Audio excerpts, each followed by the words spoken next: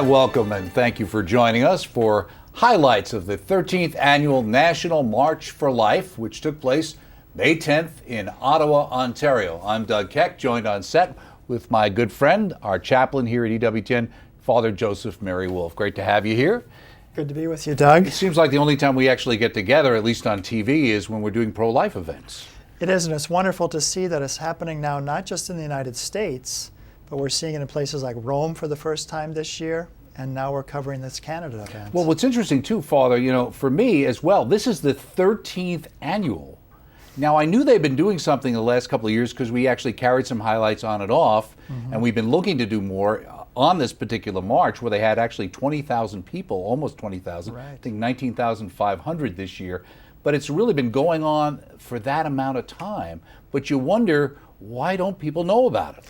It's great that we're covering it in a larger way this year because we're raising the awareness of this event, the largest in the history of this march, that it's 5,000 more than last year, I think. Right, and we have had some highlights in the past. Salt and Light has done some things up in Canada, but hopefully what's good about this as well is the fact that we're broadcasting this internationally. So people in other parts of the world will realize it's not just the March for Life in Washington or the West Coast Walk for Life, but there's marches happening all over the world. And I really think, and my impression, is it yours as well, that having these things broadcast, people seeing people of like mind marching out there, has raised the enthusiasm and really been the spark for this around the world. It's not just old people movement. In fact, the contrary, it's a young people's movement. Why? Because they're the survivors. Right. And I think they realize even more intensely that it could have been them that were aborted. And so we see this enthusiasm of the young people, but also I think just the clarity of the truth of the message about life is something that has an impact in itself. And so to let these speakers give their message as we're able to do today is something that really helps the movement. Right, and this is actually over a 3-day period of time. We'll have highlights from 5 different events that actually took place. There was the Candlelight Vigil, the procession, that Mass.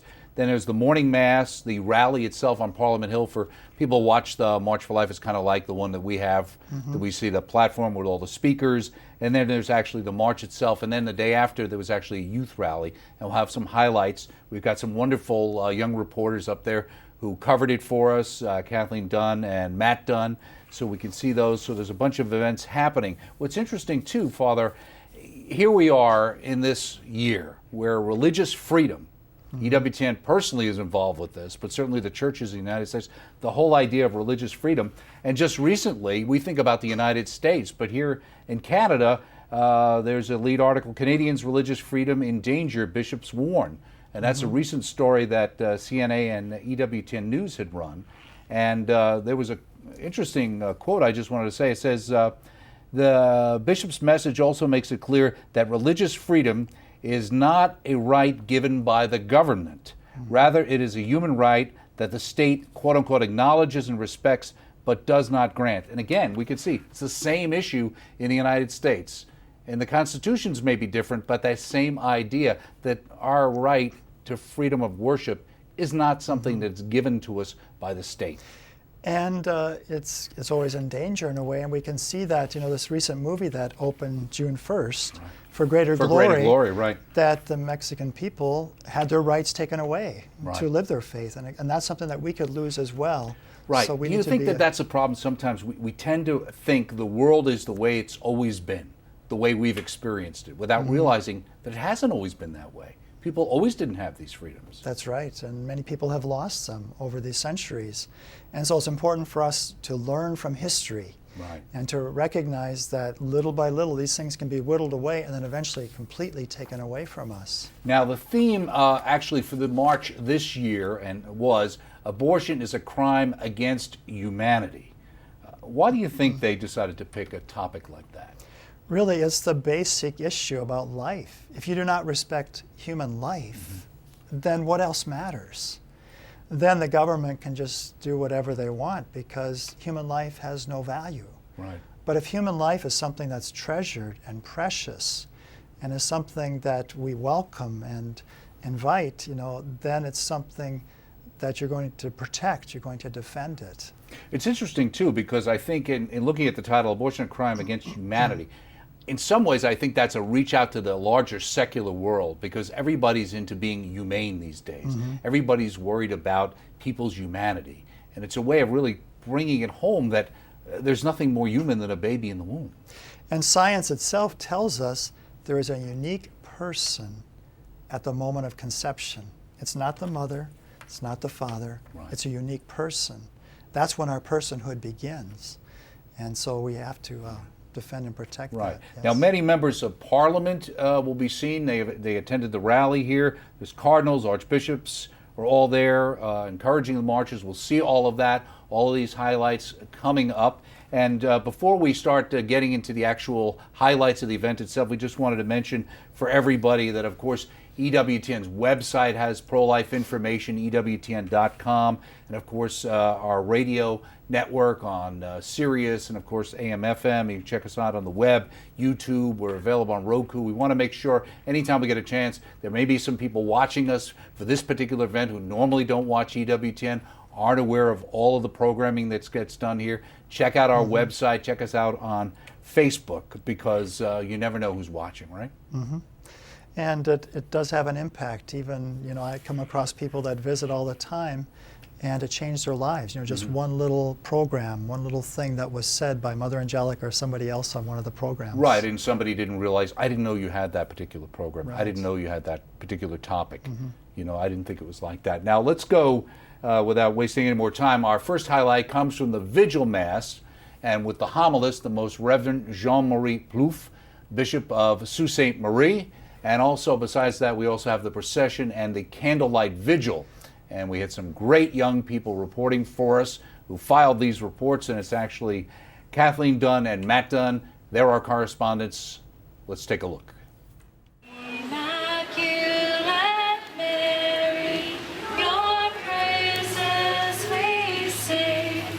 As you can see, the rain will not dampen the spirits of these dedicated pro-lifers who have come here to Ottawa, our nation's capital, to kick off this year's March for Life activities with the Candlelight Vigil. And I surrender all to you, all to you I surrender. We just celebrated a beautiful Mass at St. Teresa's Church. Bishop Plouffe was overwhelmed with the passion of these youth. Let's have a listen. There is a future, because there is a younger generation that the torch can be passed on to. There aren't too many movements or organizations or associations in the church today, whether they're Catholic or outside the church, service clubs and so on, where there is such a rise of a younger generation, like most people here tonight say, we'll take this cause upon ourselves and we'll walk with it. We believe in this. We believe in life. You care for what's deeply, deeply human. I want to live. I want to live to the full. I want to live forever. You go back to the gospel today, it sort of gives us the answer of how we can sort of really keep on walking and not fail, even if at times we have to experience setbacks, that we can keep on walking and supporting one another, being, true witnesses for life, of life. The wine grower in the gospel today prunes every branch which bears fruit to have more fruit. Likewise, God wishes for each one of us to grow and to grow to our full potential and to live and to support life, and also, I think, to really open the hearts and the eyes of people to see that we're meant not only for this one, but for life to the full. It's important to allow us, if you go to the gospel tonight, to allow each one of us, all ourselves, to be pruned by God. To allow Him to abide in us more deeply. any major change in society comes out of the hearts of people who are fully alive inside. Inside. Taking time to pray tonight, taking time to pray tomorrow together, or even overnight, is only allowing ourselves to make sure that we stay connected with the life-giving one to each one of us. This way, we have nothing to fear, even if we have to go through difficult times in life. Strengthened by God's energy, the Spirit, basically, of the risen Lord, we will bear fruit. Not only ours, but God will make sure that we will bear fruit. The fruit of the Spirit's our hope, our life, our love, peace, joy. We pick this up when you march with people in the March of Life. Much joy, much peace. Fruits of the Spirit.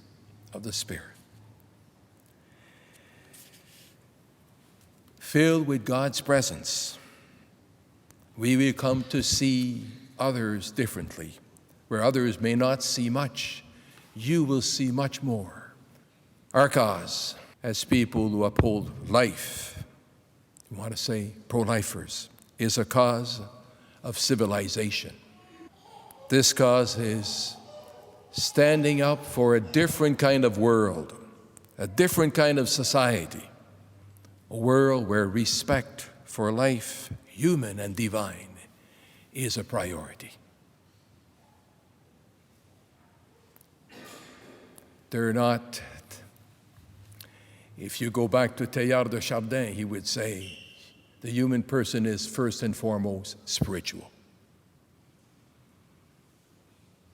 Even though we all know we have bodies, and we know, and we're flesh, we are meant to live to the full.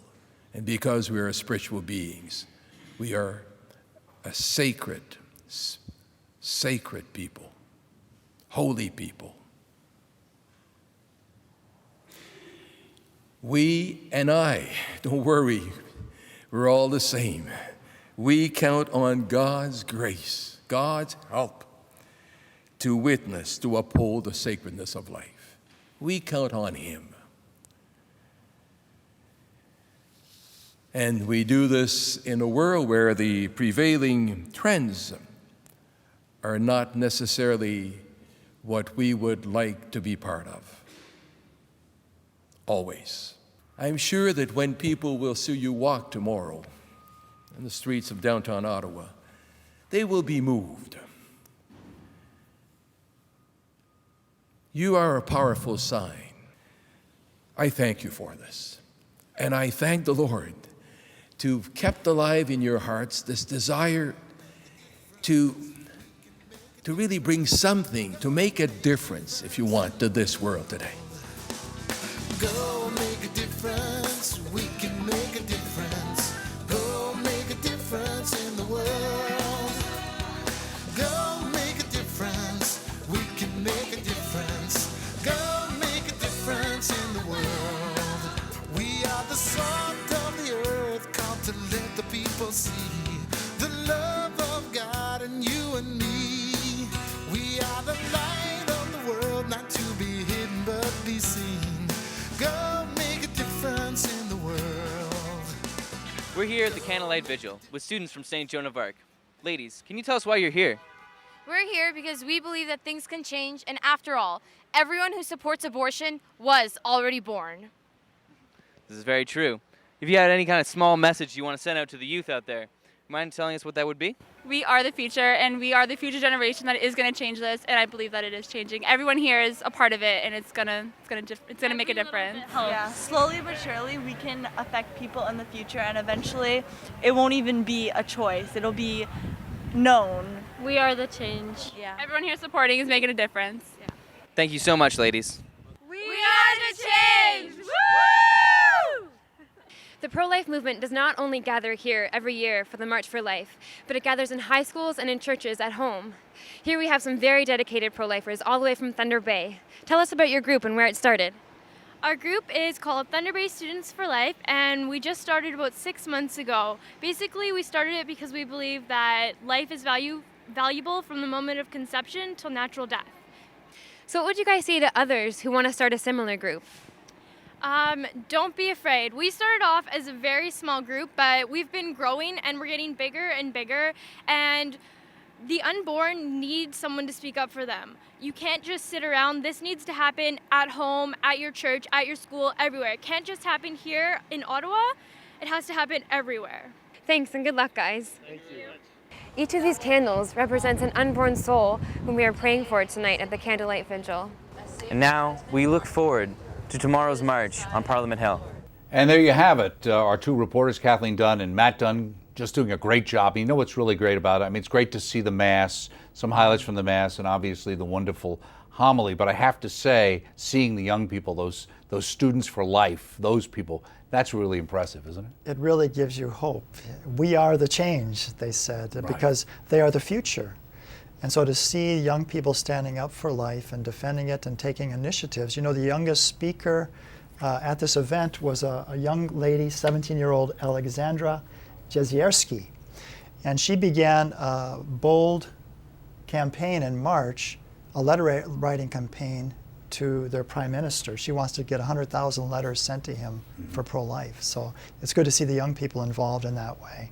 It's also interesting, going back to Bishop Plouffe's homily there from Sault Ste. Marie, you heard the phrase, nothing to fear, and it harkens really back to John Paul II, who was a champion of pro-life. He mentioned, too, the joy and the peace that is evident in the marchers. And he said those are fruits of the Holy Spirit. You know, that's one of the reasons why they begin with a prayer vigil, is because this is not just a political movement. This is a prayerful movement to try to bring about a change. That's a good point, because I was going to ask you that question, which was, you know, we have the March for Life in Washington. There's a prayer vigil. There's that vigil. You spent overnight, didn't you, in the Basilica or in Washington for it. So that is the reason. And what does a vigil harken back to for a Catholic? Well, Jesus is the vine, and we are the branches. And so everything good begins with prayer. I mean, we can think about the first vigil, the Easter vigil, waiting for the Lord's resurrection that we recall each year. But even our Lord needed to pray. He needed to get away and pray. And we have to stay focused. Because you're right. It's too easy for it, because that's sometimes the rap against this. People say, oh, a bunch of young people go, they get out of school, they have a good time. It's really just like a party event. But this keeps it focused on, it's not politics, it's not a party event. It's really about prayer and faith and living out your call as a Catholic, right? So our and a faith, Christian. Our faith is not just what we believe, it is that, but it's also living it out. And so you can see in this procession, it's like we're standing for life. We're prayerfully standing for life and witnessing against the attacks against life. Right. And it's also, I want to make sure I say this, it's not just Christians as well. You know, there's people, many faiths, who believe abortion is wrong. It is a crime against humanity, you know, the theme of this year's march. And anyone who has goodwill and really, they can recognize that truth's in our hearts, every one of us. So that's really the highlights from the vigil. That's the night before, and now we're going to take a look at highlights from the pro-life masses from the morning of the actual march itself, featuring homilies by the Most Reverend Terence Prendergast, and he's the Archbishop of Ottawa, and there's also Bishop Nicola DeAngelis of Peterborough, Ontario, and we'll be taking a look at that right now. We start today's coverage with highlights from the pro-life masses throughout the city. I see, my friends, in your faces the joy and the dignity of the children of God, who never stop thanking Him for the gift of life. You have come together today to celebrate life and to remind one another and to the world that there is an urgent need to build a culture of life, more and more. My friends, if there are no children, there is no future. We're here with Professor Meenan from Our Lady Seat of Wisdom Academy. Tell us, why is it important that people come? It's important to make a public witness in the defense of life. The Holy Father, John Paul II, said at the end of Evangelium Vitae that it's incumbent upon Catholics and all people of goodwill to stand up for the cause of life, cause of the unborn, and for all life issues from conception to natural death. Thank you so much, Professor. You're welcome. We're here with students from All Saints. Tell me, what's on your sign and what does it mean to you? Defend life from conception till natural death. And if you get pregnant, you always have support. Fantastic. Thanks, guys. For those participating in the March for Life today, particularly those of you here for the first time, thank you for coming here in defending the defenseless. Thank you for encouraging parents to stay connected with the new lives that they carry. Thank you for reaching out in love as the body of Christ. I pray that God may bless you on this day, and that Our Lady of Guadalupe will inspire you with love, hope, and faith in her Son. And above all, I pray that we may be living witnesses to the joy of Jesus Christ, alive in our hearts and active in the world.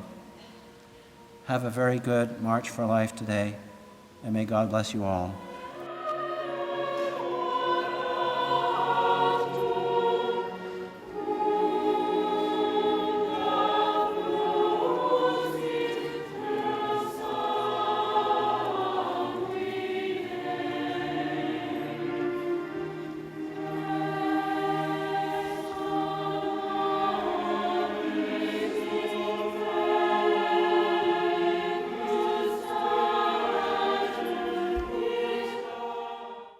Where are you guys from?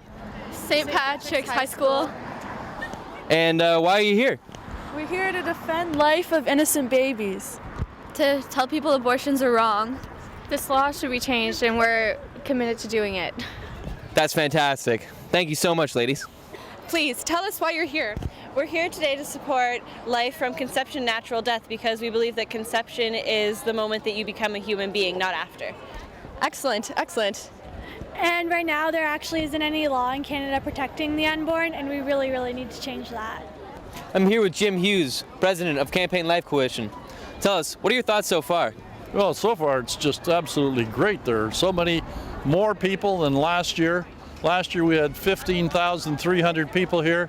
I don't know how many are here today, but I can tell you there's more than last year. Last night's events were terrific in the rain. People turned out, they're just such a hearty group. There are lots of people here that would prefer that the pro-lifers were not here. Lots of people in Parliament would prefer that we're not here, but we're not going away. And we just want them to know we're going to be here, and we'll see that those who won't support life will be removed in the next election. We'll do our very best to see that that happens. Thanks so much, Jim. My pleasure. We're here with students and a teacher from St. Joan of Arc High School. Tell us, why is it important for teachers to bring students to the March for Life? Well, why it's important for teachers to bring students to the March for Life is because it's important we let our young people know about the fallacy of what's going on in terms of abortion. We are part of a community. Abortion hurts not only the mother, but everyone around them. As Bishop Pendergrass just said in the gorgeous Mass here today, said that really it hurts the mother, it hurts the father, it hurts the community. And The truth is that abortion hurts everyone. The developing child in the womb, the mother, the father, the extended family, the community, and even our culture here in Canada. it's really important that our students know this. They don't get this from anywhere else, so we're really happy that I could share that with. We have 40 kids from our school coming, so it's awesome. Wow, that's great. And do you agree with that? What do you think? Absolutely, because about abortion, it's so important for us to know that life is precious, because like a lot of people take life for granted. You've heard the slogan, "My body, my choice," offered as the discussion-ending argument. But this is a false sense of personhood. God made us for relationships with Him and with one another. Beautiful Mass from the Bishop. So much youth here. What do you say we head over to Parliament Hill, guys? And while they head over to Parliament Hill, we're back in the studio here with Doug Keck and also Father Joseph Mary Wolf. and we're bringing you the highlights, and this is from the 2012, the 13th Annual National March for Life, coming to you from Ottawa in Canada. This happened back on May 10th. Now, that was actually some of the highlights, Father, that happened in the morning of the march. They had a couple of masses. We showed highlights from two of them. I believe Archbishop Prendergast was at Notre Dame, and also Bishop DeAngelis was at St. Patrick's Cathedral. Now, what's interesting here is that there is multiple events happening at the same time. We showed two, but actually looking at the schedule, it was actually a French Mass. Also, the one at Notre Dame, I believe, was bilingual. And then there was actually an interdenominational prayer service that was held at the St. Peter and St. Paul's Anglican Church, all happening that morning. So we can see how much this is not a political event, as you brought out earlier. It's really a spiritual event. Yeah, and it's really copying the same thing we're doing in the United States happily, that you have the prayer vigil, and then you begin the day, the march, with the Mass as well, and this ecumenical services show that it's also not just a Catholic event, it's something important to Right, all and I just humanity. wanted to mention that besides the Duns, we also saw Marie-Claire Bissonnette come in there as one of our wonderful reporters who helped cover this event for us and bring it to us today. And with that being said, we're going to take a quick break, but stay here as we have more ahead of the highlights from the 13th National March for Life coming from Ottawa, Canada.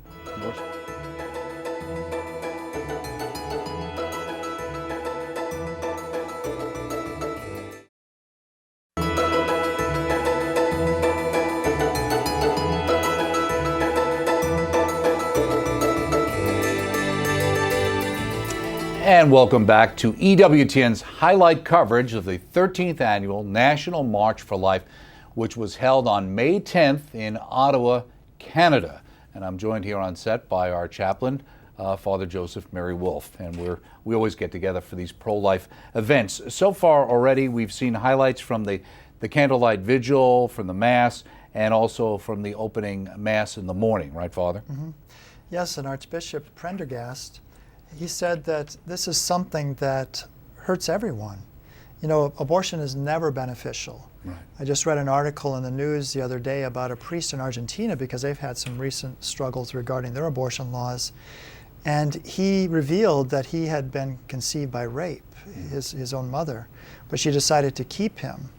And he said at the age of 10, this was something that was very devastating to him, but later he's come to realize the charity that his mother had in keeping him. Right. So it's never a good solution, and if a woman would have that unfortunate situation of conceiving by rape, it would never be helped by another evil. Yeah, right? Exactly. And also, as we're going to be joined shortly when we go back out to our highlights, we'll take a look at what happens on Parliament Hill, which is kind of like the whole moving, in a sense, from the totally spiritual, in a sense now, to somewhat political. Because now we are living in this world. We have to deal with the laws. Right. And that's what part of this is about. Otherwise, I guess we could stay in the church and pray. We need to march and we need to protest. And we have bishops and pro-life politicians coming up. We're going to have highlights from their rally stand as they defend life on Parliament Hill. And with that said, let's take a listen. It's the day of the march, and thousands of teachers, students, and faithful are pouring off buses and filling the grounds of Parliament Hill.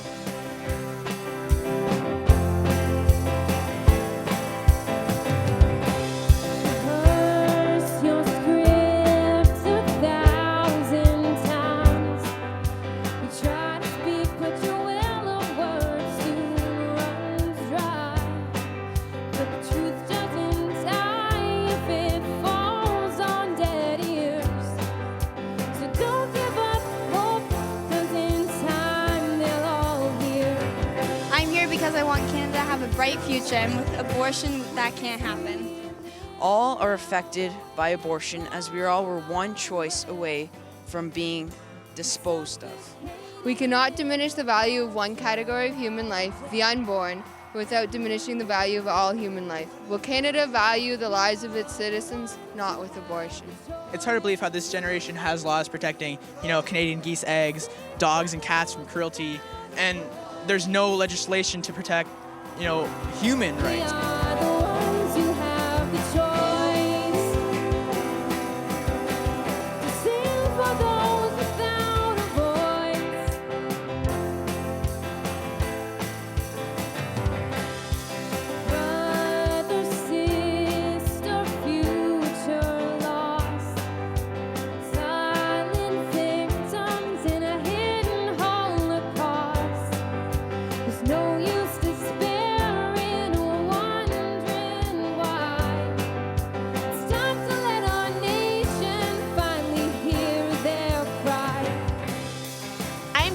because we are the next generation of change. More than half the unplanned pregnancies are put for abortion. The rest are kept, and fewer than 1% are put up for adoption. And there's a desperate shortage for babies being put up for adoption. And there are many couples who cannot have children due to infertility that would love to adopt. And this is God's creation miracle, and we should not be destroying and killing the babies. I'm here to tell you that right now, these past 3 seconds, there was a child aborted throughout the world. Also, throughout the world, all these children are being aborted when they could be people that could find cures for cancer, the next Steve Jobs, or even just a blessing from God. And also, these people that are getting abortions, the woman will have an effect eventually that will lead to psychological and physical effects. And also, abortion is not acceptable in the eyes of God, so why is it acceptable for humans? I believe that our generation is the change, and that we are able to make a change because we are steadfast and we are the voice for the voiceless. We are the ones who have the choice to sing for those without a voice. We are the ones who have the choice. We're here with Maria, essay winner from St. Mary's, Hamilton. Studies of female-to-male birth ratios have uncovered the ugly truth that in many countries, including Canada, parents are selectively aborting female fetuses in order to have only male offspring. The UN states that sex selection in favor of boys is a symptom of pervasive social, cultural, political, and economic injustices against women and a manifest violation of women's human rights.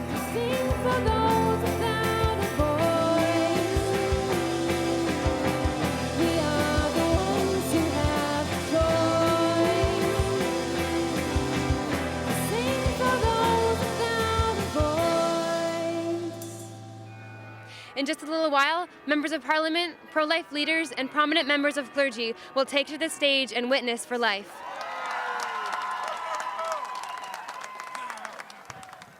Bonjour tout le monde. Good afternoon, everyone. Good to be with you here at the March for Life.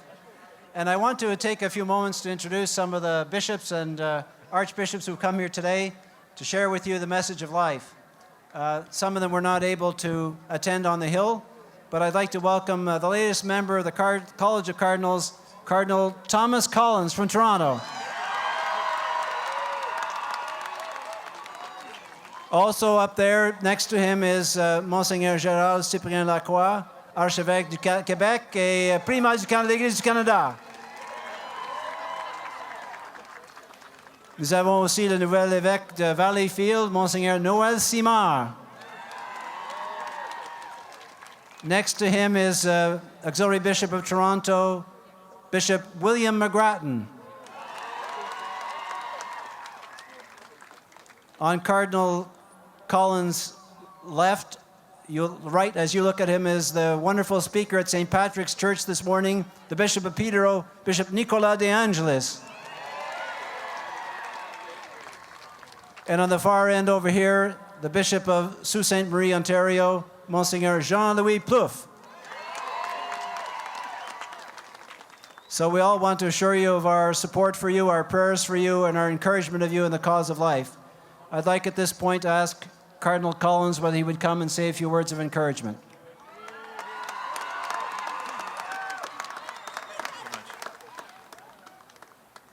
What a wonderful witness we have here, a witness to life, to the great gift of God. From the first moment of conception to natural death in this journey through this world, we treasure life. It is a gift, and it is something that we need to stand up for and urge everyone with clarity and charity. We need to encourage all people to see this precious gift.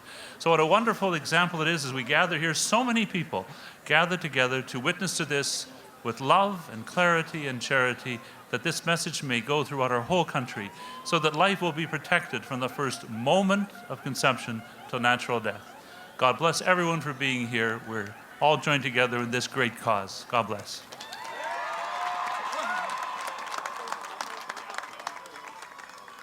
Je voudrais inviter Monseigneur Gérald Cyprien Lacroix, archevêque du Québec et primat de l'Église du Canada, à dire quelques mots d'encouragement lui aussi. Bonjour. Il fait fret à Ottawa. I'd like to introduce you to Monseigneur Noël Simard, the new Bishop of Valleyfield. Monseigneur Simard, quelques paroles, s'il vous plaît. Bonjour, good afternoon.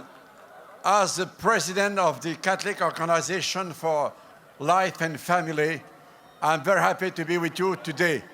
And you know that life and family are together. If we have to save life, we have to save our families. It is so important. Welcome to Parliament, ladies and gentlemen. And thank you so much. You need to know how important your presence here is. You need to know how important your efforts are, not just to those of us who are encouraged by your presence, but also it's important for those who are discouraged by your presence. When you go back home, I want you to shout out two truths. The first truth is that Canada's 400-year-old definition of human being is dishonest. It's wrong. The second truth I want you to shout out when you go home is that human rights are inherent, they're inalienable, they are not some gift that Parliament can cancel with a decree like Section 223. So just do that when you go home and keep up the good work. Thank you. Good afternoon, everyone. Thank you for taking a stand, and it's a real pleasure on behalf of other members of Parliament to stand here and take a stand for life.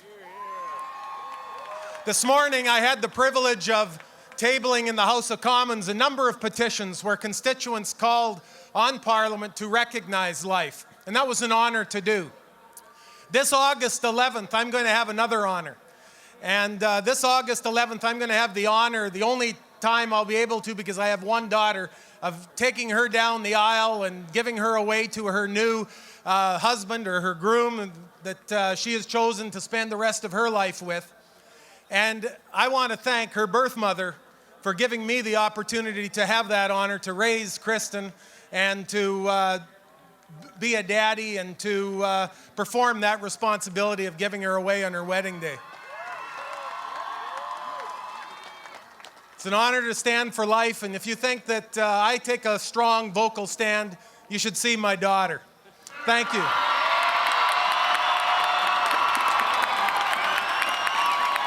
We stand in prayer for those in the womb who have not yet developed a voice of their own. We stand in prayer for those who have chosen to give birth to the children growing within, whether to raise those children as mom and dad, as single mom, or to lovingly offer them for adoption in another welcoming home.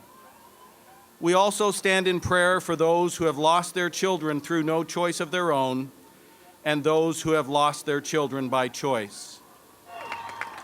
I say Parliament needs to catch up with what Canadians believe. We are here to bear witness to the truth being that life, all life, is precious.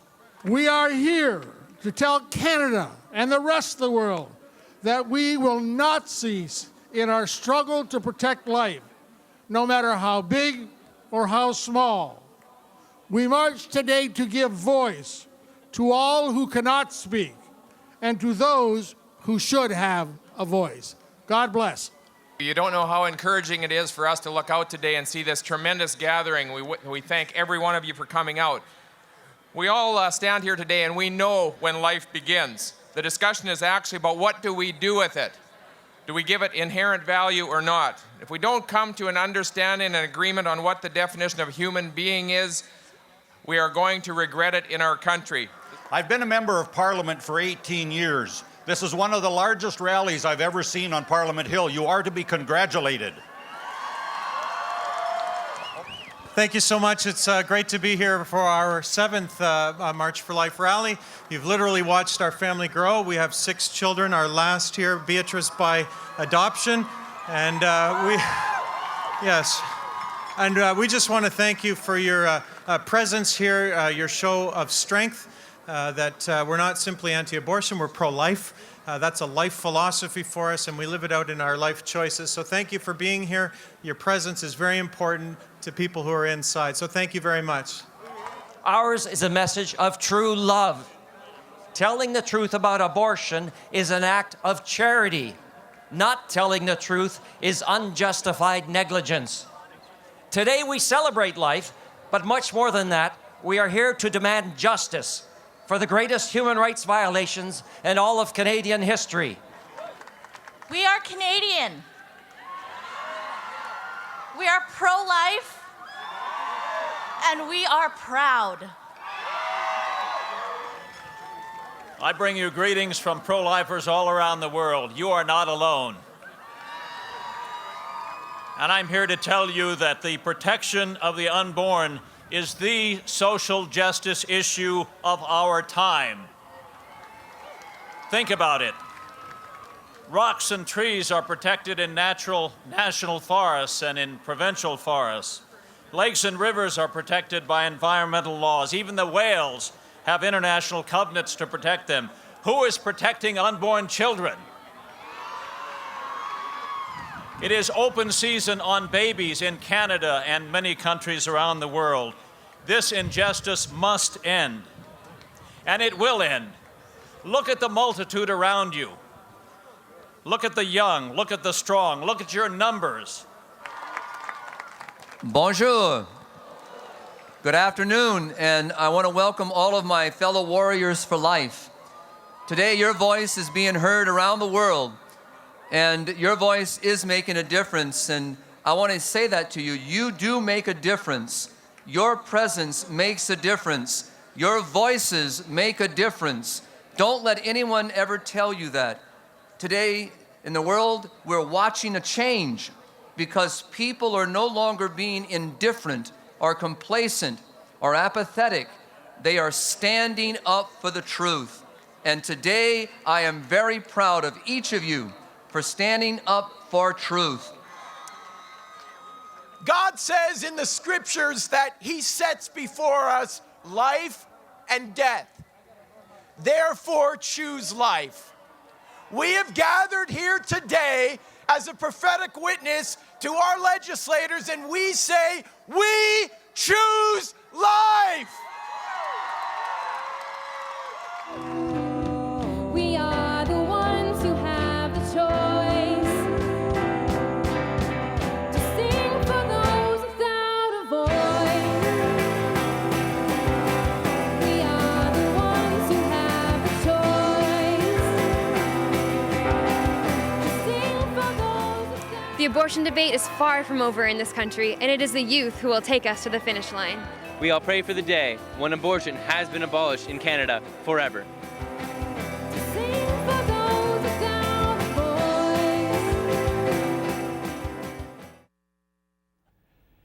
And welcome back to the studio. I'm Doug Keck here with Father Joseph Mary Wolfe as we bring you the 13th annual National March for Life from Ottawa, Canada. Right there we saw Kathleen Dunn, who seems to be doing multiple duties there, not only covering the events back from May 10th, but actually she was the person singing the theme song for the actual march, along with her band Survived 88. It's called Without a Voice.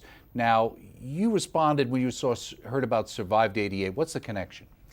1988 was a day the Canadian Supreme Court ruled that there'd be absolutely no restrictions on abortion. Canada is one of the few countries in the world that has absolutely no restrictions up to 9 months that for any reason a woman can have an abortion. Okay, I didn't realize. Now, we saw, obviously, there were a lot of politicians there.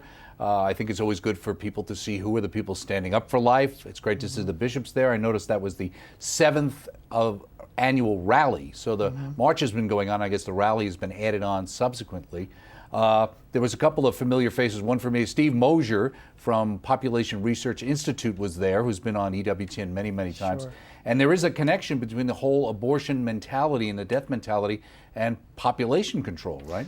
Sure, and there was that big issue with the recent blind man in China, who's been one who's really standing up, and he was talking about the forced abortions in China, and yet there's this silence about that issue.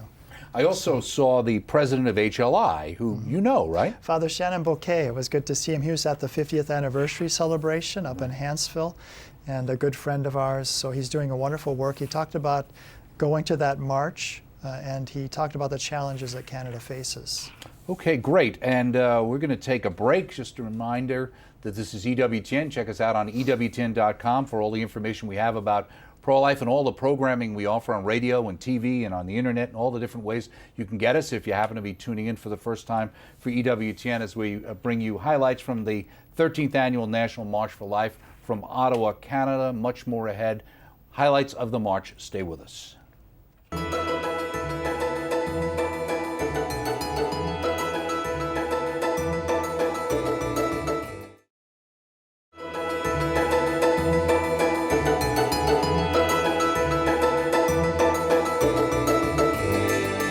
And welcome back to our coverage of the highlights of the 13th Annual National March for Life held in Ottawa, Canada.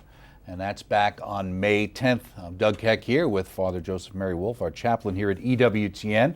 And just a reminder, so far we've brought you the vigil highlights and the Mass, the morning Mass itself. We've had the rally stage, similar to what we see in Washington for the big march in the United States.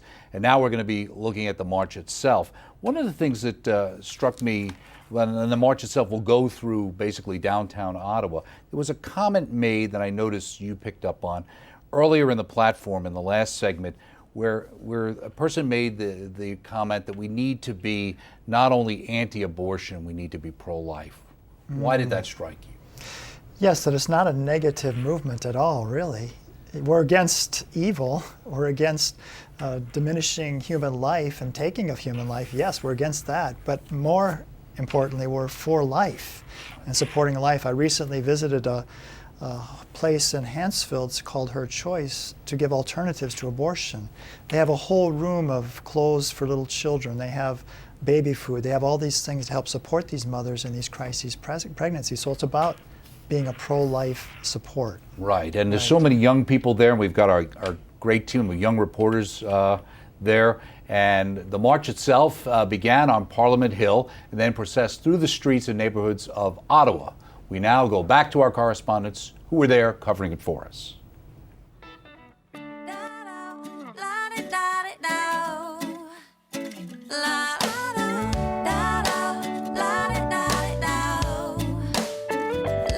Another day, too much to do, keep checking things off, seems like you'll never get through. Life keeps on flying by. Always say yes and never say no, spinning those plates round and around you go. Never stop to ask yourself why. But hold on, let's wait a minute. Yeah, it's a good day to be alive.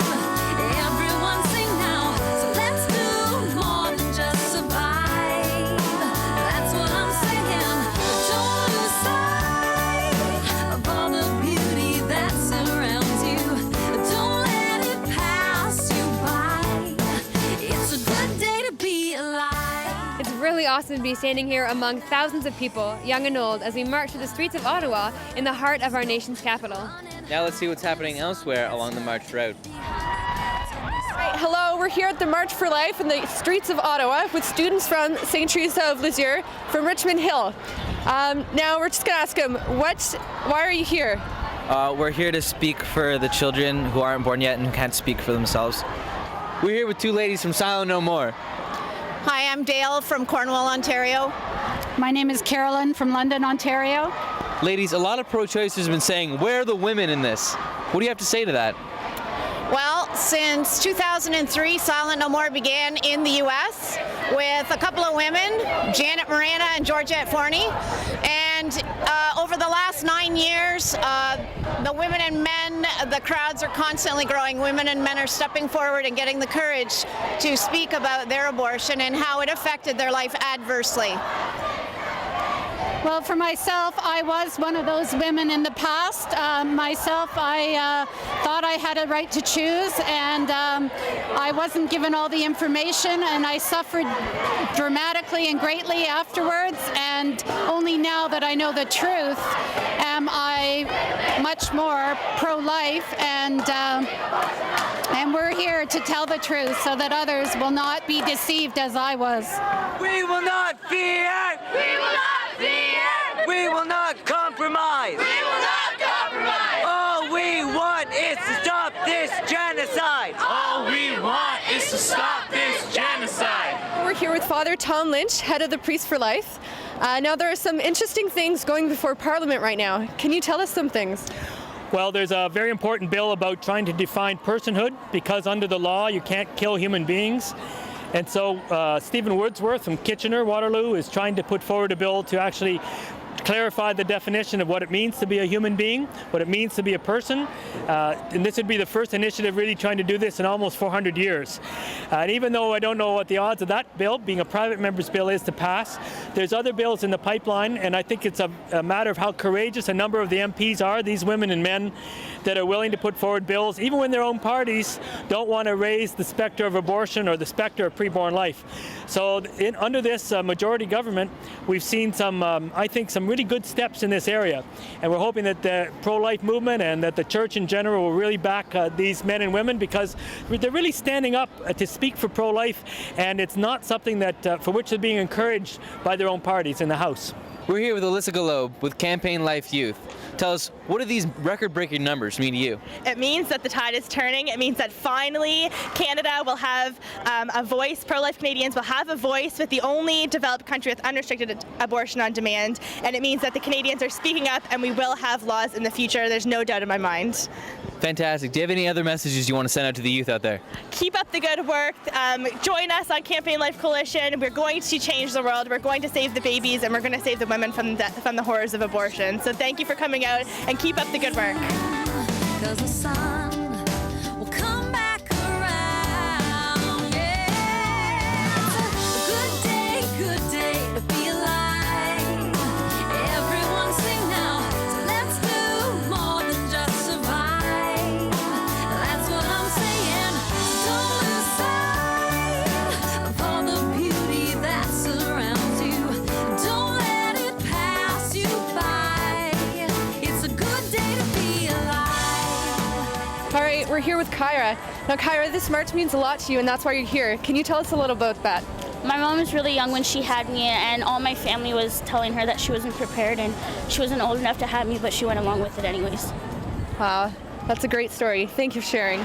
We want to tell Parliament, look at all these people right here. We all care, right? We're coming all the way down from Brockville, St. Mary Catholic High School. We care about abortion. We want it to end. We want to choose life over death. In the past, we've always had people who those in power said weren't humans and that we could do what we like to.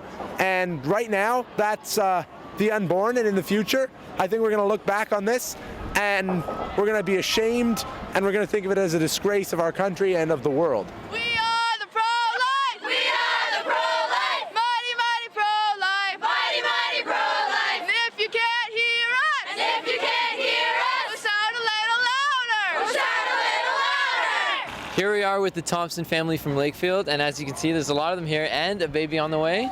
Congratulations. Thank you. So what does it mean, how many years have you been coming here for the March for Life?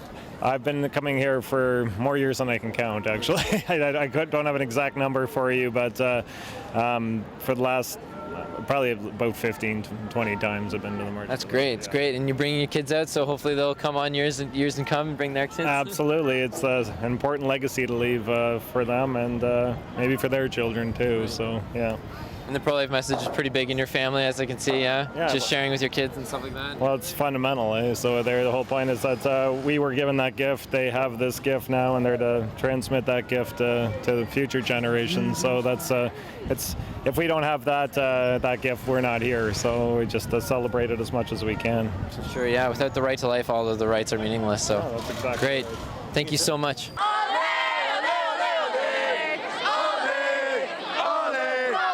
Glad to be here. I'm Phil Lees, leader of the Family Coalition Party. Family Coalition Party candidates and representatives and members are here at the March for Life because Family Coalition Party is the only pro-life political party in the province of Ontario.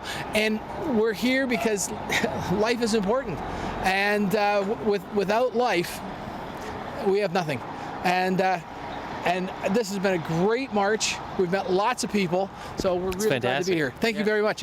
Thank you. Hello, we're here with Father Don Sanvito, and as a priest of 36 years, you must have seen this pro-life movement grow and improve. How do you feel about that? I think it gives us hope. And I think in time, we have the promise already that the victory will be won, and it will be. The unfortunate thing is how many lives have to be sacrificed along the way. That's the hard part, but the victory will be won. And I do believe down the road, Canada will be a pro-life country again. I believe that 100%. Good day to be alive. Everyone sing now, so let's do more than just survive. That's what I'm saying, so don't lose sight of all the beauty that surrounds you. Don't let it pass you by. It's a good day to be alive. It's been quite a day here at the March for Life. The masses were filled this morning, Parliament Hill has been filled all day, and a massive procession through the streets of Ottawa. There is no doubt that the late Pope John Paul II was right when he said we are living in a culture of death. But it's days like these when we have hope that a culture of life will soon prevail in our country. Thanks, everyone. And there we have it. That's our reporters, the Duns, coming to you from the march itself. And these were highlights of the march, which was on day 2 of the series of events over the 3 days. I'm Doug Keck here with Father Joseph Mary Wolf. And again, that was the actual highlights from the march. And about 19,500 people, which I think is up substantially, several thousand more than they normally have. It's great to see. We get together to promote these pro-life events. It kind of reminds me a little bit of not so much the Washington, but really how the West Coast Walk for Life has kind of grown right in the United States over the last few years. Yeah, a couple of the signs that I saw there, one said abortion hurts everyone, something we already talked about. It's not good for a culture, it's not good for the mother, it's not good for even the extended family. And the other one is abortion is killing Canada's future. You know, that's the truth, you know, that we're losing the talents and the gifts that these people would bring. And we heard a lot of references from the younger people about the future, them being the future, and that they need to change these things, in a sense, to have a future. That's right, because when we forget about life and the dignity of human life, we forget our own dignity. And that leads to so many other things that we see, social problems. And one thing that struck me too, there was a child, I noted this down on his shoulders, of his father with a sign reading, "Adoption is a better option. I should know, take my hand, not my life." And that's a great thing too, because it all melds together with it's not only caring for the unborn in the sense of, as you were talking earlier, I'm having a child, I should have this child as a gift from God, but also this child should be born because it deserves to live, and there may be somebody whose life isn't enhanced by being able to adopt that person. Isn't it kind of crazy, Father, with the United States and Canada, I'm sure it's all the same, all these people having to go all around the world to try to have adoptions, because so many of these children in the past who would have been there to be adopted aren't. One of the girls brought out that only 1% of those in crisis pregnancies give their children up for adoption, 1%, and that there's thousands of couples who have infertility who are waiting to welcome these children. Right, and it's great that the international adoptions happen as well. We don't want to say that that's not true. And with that being the case, we're now down to the final event. There was basically 5 events that we're showing highlights from the 3 days now. The day after the march, there was actually a youth event. And right now, we are going to take you out to that youth event, which happened on May 11th, where many pro-life leaders taught and encouraged the young people who attended about the pro-life movement and how they can get involved and change things. Let's take a look. Today, the largest pro-life march in the history of Canada. You're part of history! Hey, ho, abortion's gotta go! Now it's the youth that have taken over this movement, so that we have, 85-90% of it youth? So many young people, it's overwhelming. Very popular myth about pro-lifers is that they are judgmental, they hate, they condemn people, They will spit on you, they will sprinkle their holy water and throw their Bibles at you if you are pro-choice. That can't be further from the truth, because if you look at the Hill, you see hundreds and thousands of people, young and old, who are happy, full of love, full of joy. They're compassionate people. They're not here to judge, condemn anyone. They're here to stand up for life. They're here to restore a culture of life in this country. And I think that myth it's very common with the media today. And we need to debunk that. And the best way to do that is by showing up at the March for Life and showing the world that over almost 20,000 people, happy people, peaceful people, are here to stand up for life. Abortion was legal in the state of Michigan for rape in the 60s. But this 15-year-old girl chose to give her child life, and then to place that child with an adoptive family. And that child was me. My biological father is a rapist. I don't even know my ethnicity. But I am still a human being. And I still have value. And my life is not worth less than yours. I believe that every child is wanted by someone. And I believe that God in His mercy had a plan for me. I've not met my birth mom. Someday I hope to. If I don't meet her here on earth, I'm going to meet her in heaven. I've been praying for her since I was 4 years old. And when we meet, I'm going to wrap my arms around her and I'm going to tell her I love her. Because she loved me. Loved me enough to give me my life. And then she loved me enough to give me the next most special gift I was ever given. And that's my family. Yesterday, I was honored to be able to sing the national anthem. It was really scary for me, but at the same time, while I was singing it, I was thinking of this one line, true north, strong and free. And it really made me think, like, are we really free? No, not all of us are free. Some of us don't have that voice, the unborn. In Parliament, the people right behind me, like, a lot of them aren't giving us support. They're not opening up the debate about abortion. Hill was so jam-packed with people. There were so many people, so condensed, that they asked me to just announce for the people to kind of shift to the right a bit. We're all going to have to shift a few steps that way. So if everyone can shift a few steps over there. It's not that easy to move 20,000 people. And within 10 seconds, 20,000 people just moved. And just like we moved that crowd of 20,000 people on that hill, I'd like to think that we can also move a whole nation, not just 20,000, but millions of people, to really protect life and to restore a culture of life in Canada. For all of us to be there present, we're showing the lawmakers that there is an injustice, and they're going to listen to us when our numbers grow and grow. There's a lot of pro-life people that weren't there yesterday, that were probably back home praying for us. But we need them to be present because the lawmakers need to see what Canadians truly want. Because we do want the debate, we do want to end abortion. We have enough people in this room, enough commitment, enough faith, enough passion, enough determination that we can end abortion in Canada in your lifetime. When you realize the truth, the reality of abortion in this country, you get angry. And I try to take that anger and turn it into passion to really tell the world, tell Canadians about the truth and the reality of abortion. And I think that is my motivating factor, because people need to know. People need to know that more than 100,000 babies are killed every single year in this country. And the majority of people are so indifferent to this. The apathy is just, it's unreal. What is holding you back? The obstacles, the fear, is that more important than the message that we have, that lives are being lost? And is our action, is that contradicting or reinforcing the beliefs that we have? And I think those two questions can really guide us to become active on campus. We are called to go forth in love. And sometimes bringing the message of love will mean having controversy come our way. Greater love has no man than this, to give his life for his friends.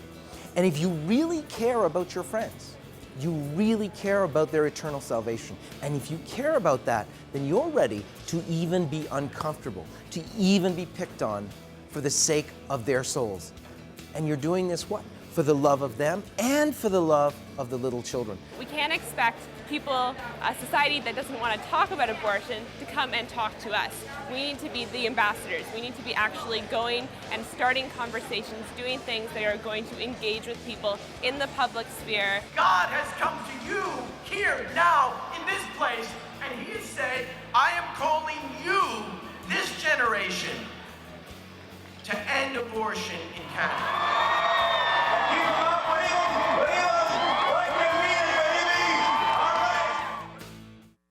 And that was a great-looking crowd and a lot of enthusiasm from the young people there, wasn't it, Father? It was. It was good to see Pam Stencil give her testimony as well, that she too is the daughter of a rapist, but that her mother gave her the greatest gift she could give her, which was life. Right, exactly. And of course, that is our final highlight. We've had 5 different highlight packages related to this 3 days of the National March for Life, the 13th annual one from Ottawa, Canada. Of course, starting on May 9th with the vigil, then the march itself, those events, and this was actually an event that happened the day after, I believe on May 11th, that youth rally, and Dunn Media put that together and actually worked on all of this, and we'll talk a little bit about that. But you have any final thoughts about seeing this in Canada, reflecting on it? We've seen the ones we do in the United States, other places around the world. Of course, EWTN stands up for life. We've carried the March for Life. We get to do it every January, the West Coast Walk for Life. Life on the Rock is all part of that with Father Mark. How do you think? Does it look the same? Does it look different? How is it the same? How is it different? In the United States, a recent poll revealed that most Americans are pro-life now. And the Canadians... And that's a big change. It is. And the Canadians, too, want some restriction on abortion. They're not happy that their tax dollars are being used for this, the majority of Canadians. And so I think we're seeing a raised awareness of the truth about what is really abortion about, what is really taking place.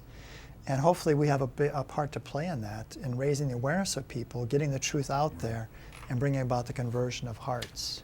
And of course, EWTN's all about that. And as I mentioned earlier, we have full coverage of the March for Life, Washington, D.C., the West Coast Walk for Life. We've also brought highlights from around the world. Our Vaticano series recently had one, the event that Cardinal Burke was behind, which was basically, in a sense, it was like 7,500 people in Rome. Right, so that the was pro-life encouraging march. to see, and I'm sure that's something that will continue to grow there as well. Which on one level was kind of interesting because that was the first one.